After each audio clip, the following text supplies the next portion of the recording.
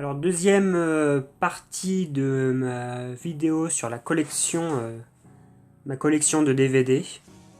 Donc on va continuer de ce côté-là. La Dame de Shanghai de Orson Welles, un des plus beaux films noirs de l'époque et un des plus beaux films d'Orson Welles. On peut voir par exemple une influence de ce film dans le final de Meurtre mystérieux à Manhattan de Woody Allen, L'enfer de la corruption d'Abraham Polanski, un des films préférés de Martin Scorsese. Je crois que c'est une de ses influences pour Raging Bull, il me semble. Tout ce qui est l'histoire de la fraternité de Abel et Caïn. Le Moby Dick de John Huston, une grande adaptation du roman de Herman Melville avec le grand Gregory Peck qui joue le capitaine Ahab. Le Gilda de Charles Vidor, et pas King Vidor, le grand film noir des années 40 avec la grande Rita Hayworth et sa fameuse scène du gant qui a tant fait parler la censure à l'époque. Un jour à New York, une des grandes comédies musicales de Stanley Donen, le réalisateur de Chantons sous la pluie, avec Gene Kelly et Frank Sinatra.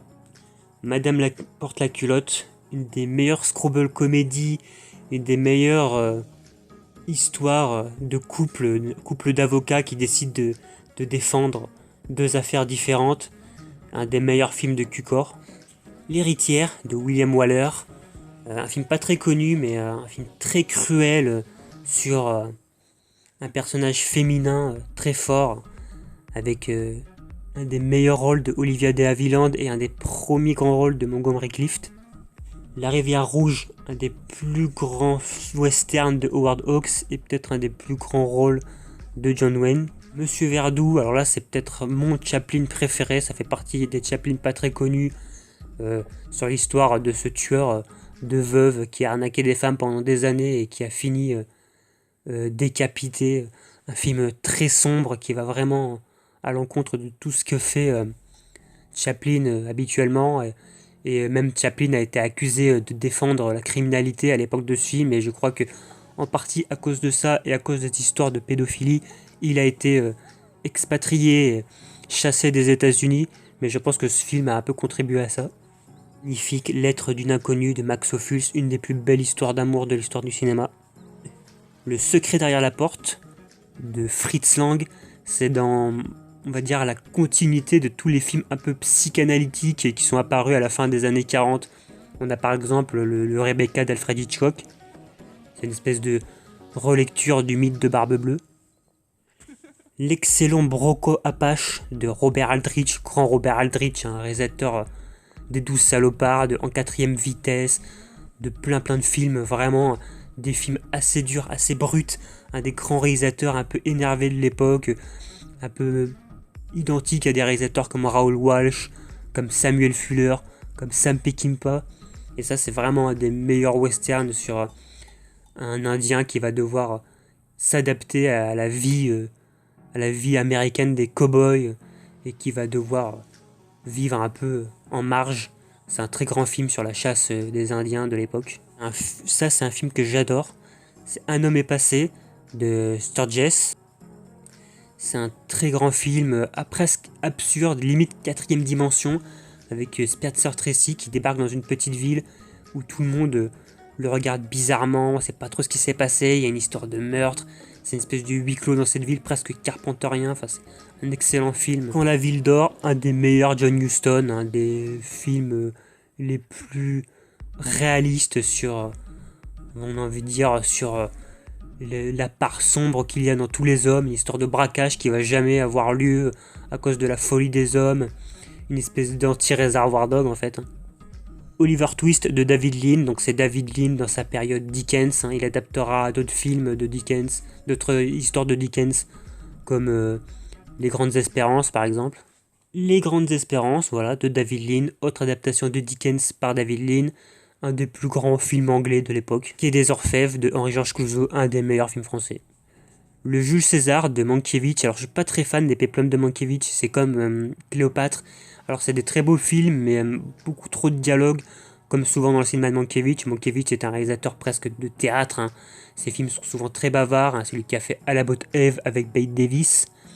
Mais pour des péplums, je trouve que c'est un peu du gâchis d'avoir autant de moyens, autant de décors, et faire des films très bavards.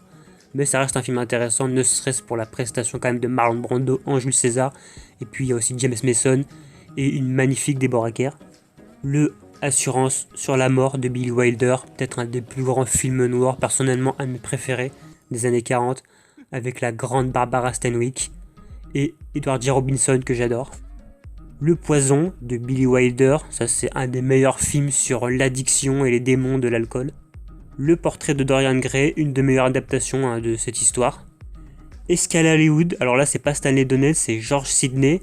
C'est une très bonne comédie musicale qui est surtout connue pour un des premiers mélanges de cartoon et de live dans un même film. On a la fameuse scène où Jane Kelly danse avec un personnage de cartoon. Je crois que c'est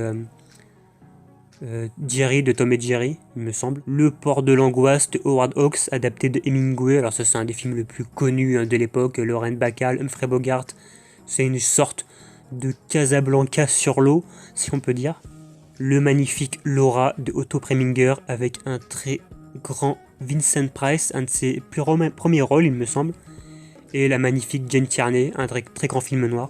Le Rashomon de Akira Kurosawa, le film à la narration déstructurée, un film sur les points de vue, un film qui va par exemple être une grosse influence de Usual Suspect de Bryan Singer, et peut-être même le film qui va presque révéler le cinéma japonais au reste du monde avant les 7 samouraïs.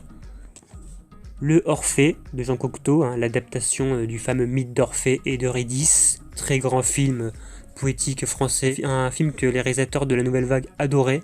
Brève rencontre, mon histoire d'amour préférée, une des plus belles, un film beaucoup plus intimiste de David Lean avant sa grande période des films épiques comme Laurence d'Arabie ou Le Pont de la rivière Kwai.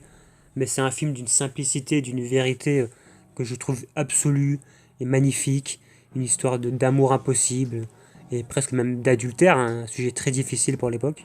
Les Contes d'Hoffmann de Poel et Pressburger, alors celui-là je suis pas très fan parce que c'est vraiment un opéra filmé et c'est que ça, et quand on a un peu de mal avec les opéras ou les ballets, c'est un peu difficile. Je trouve que c'est vraiment beaucoup moins intéressant que Les Chaussons Rouges. La Belle et la Bête de Cocteau, un des plus grands films français, très connu, avec Jean Marais, c'est vraiment un des meilleurs. Les Magnifiques, Les Tueurs, un des premiers grands rôles de Burt Lancaster et peut-être le plus grand rôle de Ava Gardner, c'est encore adapté de Hemingway. On va faire cette partie-là. Il y en a encore un bon paquet. Alors, on a La Nuit du Chasseur de Charlton. Alors ça, c'est vraiment un grand classique, une sorte de film d'horreur, Boogeyman. Le seul film d'ailleurs de Charlton, le seul film de son réalisateur qui est vraiment devenu un classique avec l'exceptionnel, effrayant Robert Mitchum. Et on a Les Grands Espaces, un western de William Wyler qui est pas très connu. William Wyler qui avait fait donc Ben-Hur ou L'Héritière. Et c'est personnellement un de mes westerns préférés avec une musique mais magnifique et une espèce de film épique de 3 heures sur la construction du pays des Amériques et un espèce de duel Charlton Heston, Gregory Peck exceptionnel.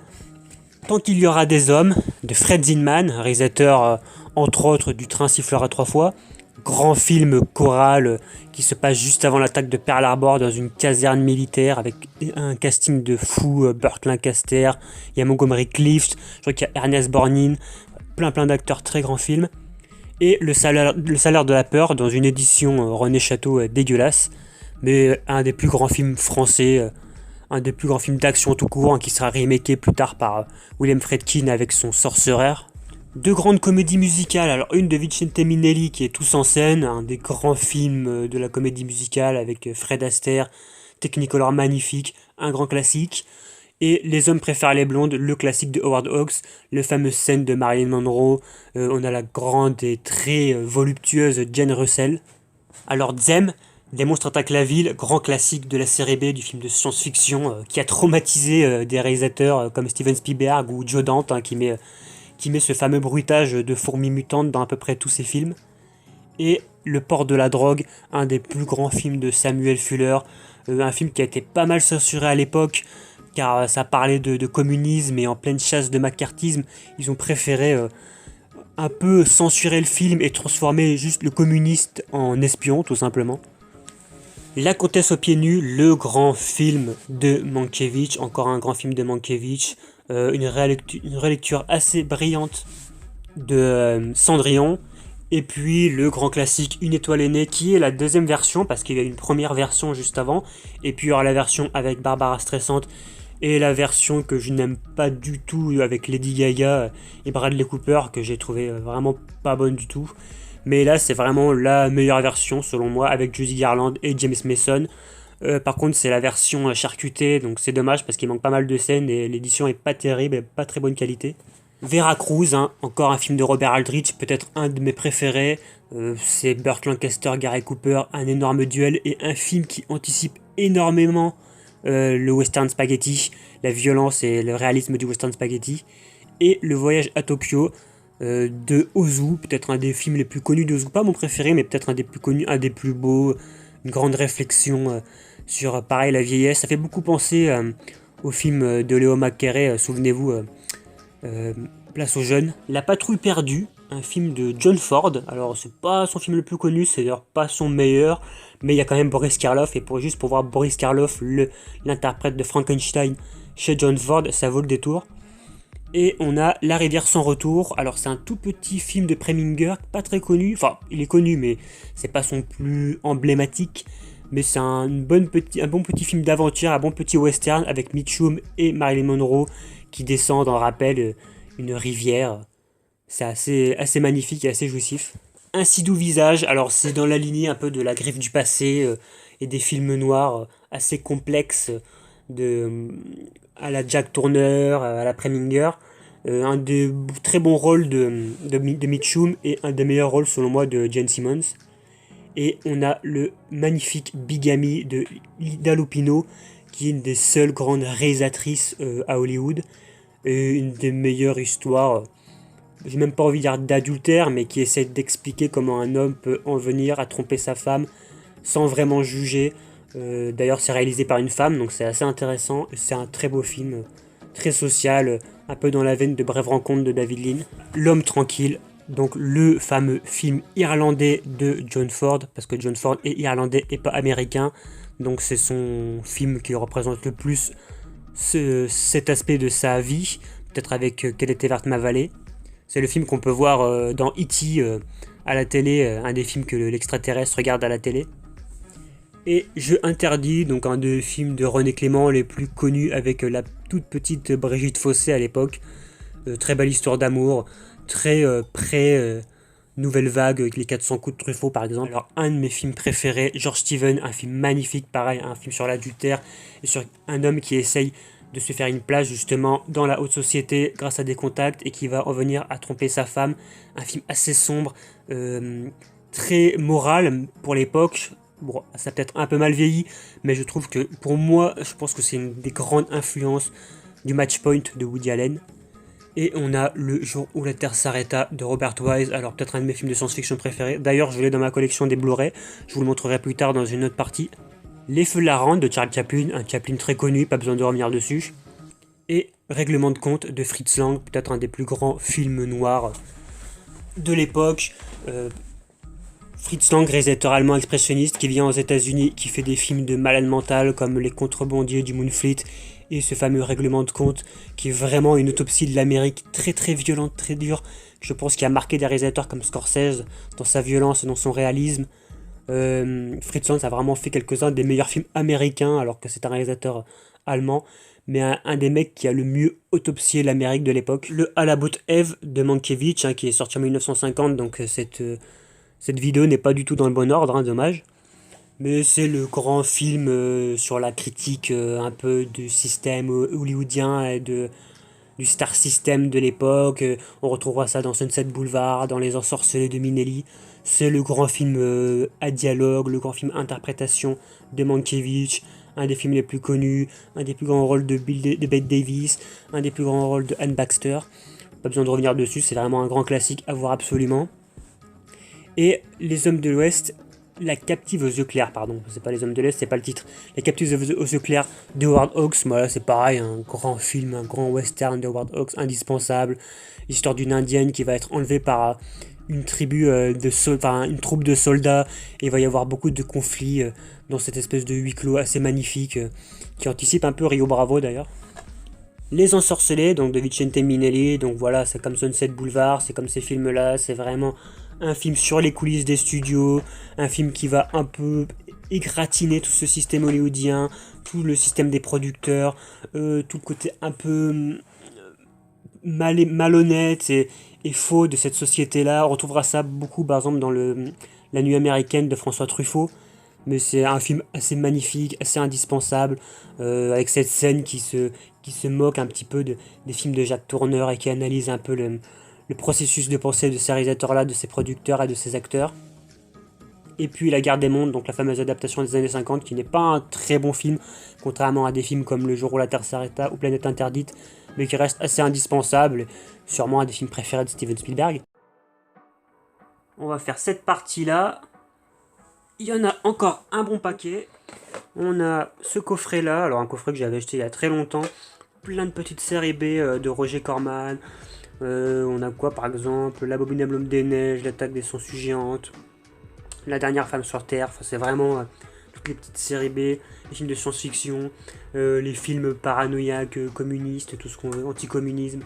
C'est vraiment un bon coffret. Bon, la qualité est pas top et c'est un coffret, un boîtier en métal, pas très pratique, avec des films comme ça rangés. Hop. Recto verso, je crois que c'était. Ouais. Vous voyez. Tac, tac. On a l'African Queen de John Huston, un grand film d'aventure, un grand classique.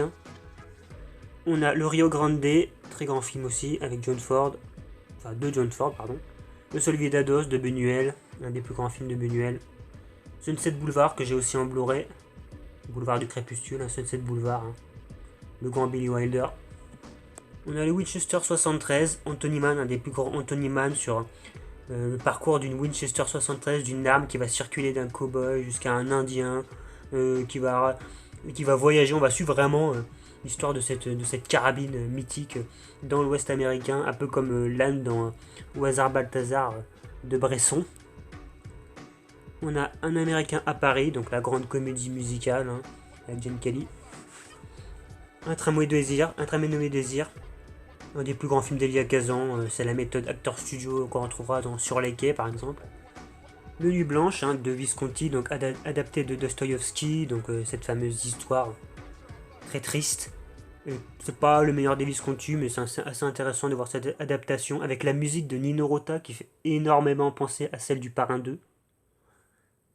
Et Autopsie d'un meurtre de Preminger, un des plus grands films de procès de l'histoire du cinéma. Donc voilà pour cette deuxième partie de vidéo. Là, j'ai fait ça et ça. Il me reste encore tout ça. J'en ai encore là, j'en ai là, j'en ai partout, j'en ai là. Juste là. Là, il y en a énormément aussi.